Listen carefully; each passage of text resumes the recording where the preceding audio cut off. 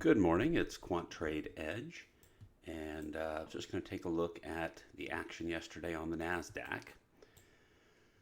Yesterday was options expiration, and typically the Nasdaq has a quality of gapping up and selling down on options expiration.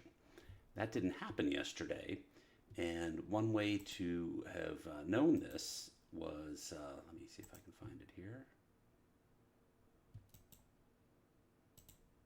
is watching the pre-market action. So typically when that pattern is going to happen, selling down from the open. So here's about 745, and this was all pretty much in line. You typically want to see it rise right into 830. But here at 821, we had this spike down into 828. That doesn't typically happen on options expiration date. Typically, you have an odd spike up at about 827, 828, somewhere right before 830. And then as soon as you get the 830 open, the market goes straight down. So because we had this sell-off, leading into 828 here, that gave me the insight that we're not going to sell off from the open.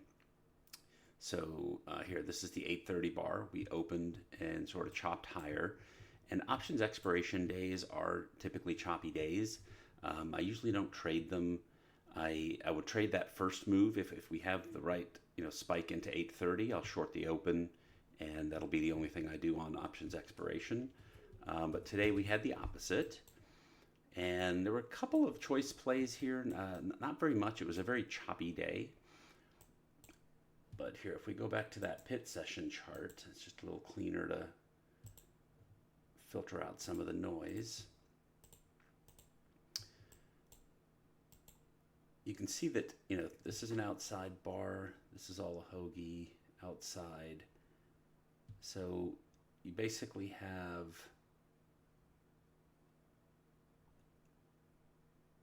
this wave all the way to here. This wave here.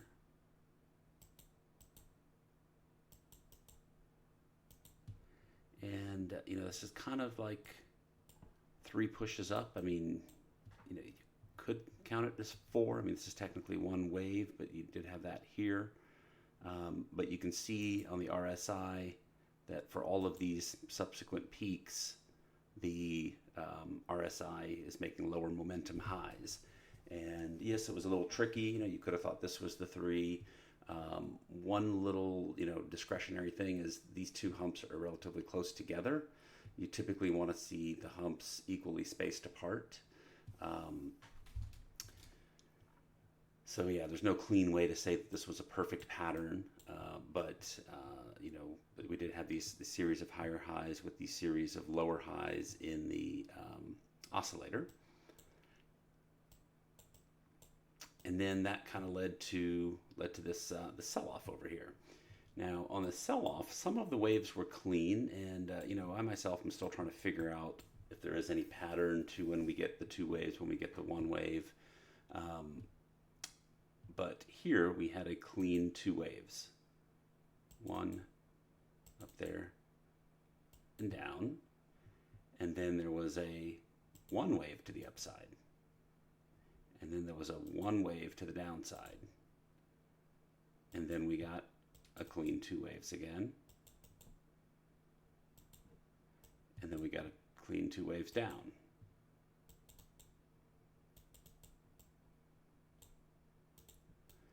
And then the rest of the day, if we look at that as, got the 2 waves to the upside, but then sort of just zoned out after that. You can look at this as an irregular, no, not even, just a real slap chop into the end of the day. And that tends to happen in low volume environments. And yesterday being a Friday, being the holidays, I would imagine a lot of the volume left the market, and this was just left to bounce around. There was a fairly clean MOC at the end of the day. Now again, this is usually something I do in the ES, not in the Nasdaq, but it's clear here as well. This the 255 bar, and you just kind of made lower lows until you closed down here, and fairly significant. This, if this opened at 865, closed at 820. That's a 45-point MOC move in the Nasdaq. But again, typically, I look at this on the S&P. The S&P opened at 78.50, 255, 256, 257, 258, 259. And remember, we trail stops above the high of the previous bar. So none of these took out the previous bar high. And we got from 78.50 to 68. So 10-point MOC move over there. Anything else of note? Not really. I mean, just if you catch some of these two-wave moves, like, here when you wait for two waves, you could buy above that and, sell when a low is violated. Oh, the low would have been violated right here. So it's just a choppy outside bar. I missed this one here, but I did catch this one here. When this went and made a lower low, then this became a bar to buy. And I just scalped it to this previous high here.